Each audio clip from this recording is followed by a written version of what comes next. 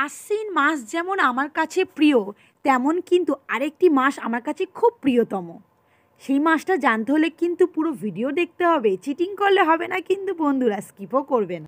তো বন্ধুরা, মমিতা থাপা চ্যানেলে স্বাগত। আশা করি তোমরা ভীষণ ভালো আছো। তোমাদের ভালোবাসা আমি খুব খুব খুব ভালো আছি।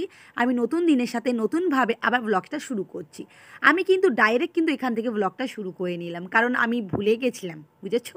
তো যাই হোক, তোমাদের সাথে সব কথাই তো শেয়ার করি, তাই জন্য আমি সব কথাই তোমাদের সাথে বলি।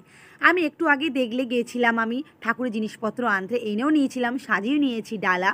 এবার আমি আগে এসে মন্দিরে অপেক্ষা করছিলাম আমার বান্ধবীর জন্য, সে এলো, দিয়ে একসাথে পুজো করলাম। অ্যাকচুয়ালি আমি এইসব কিছু জিনিসপত্র কীভাবে কী দিতে হয় আমি জানি না, আমার দুই বান্ধবী শিখিয়েছে। পারো একটু বেশি জানে, ও একটু বেশি শিখিয়েছে, রিয়াও শিখিয়েছে। কিন্তু ঠাকুর ভক্ত কিন্তু আমি এসেছি রাধে কৃষ্ণের জন্য। প্রচুর ভালোবাসা। রাধে কৃষ্ণ প্রেমে যখন পড়বে তোমরা না, তখন অন্য কিছু মাথায় আসবে না। আর যেইটুকু হয়েছি, যা শিখেছি, যা বুঝেছি, এত সুন্দর জীবন পেয়েছি, সেটা হলো রাধে কৃষ্ণের জন্য।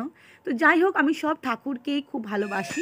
রাধে কৃষ্ণ একটু স্পেশাল আমার হৃদয়ের কানেকশান, তাই জন্য। আর দেখতেই পাচ্ছ, আমি শ্রাবণ মাসে দ্বিতীয় তৃতীয় তোমাদের সাথে শেয়ার করে দিলাম।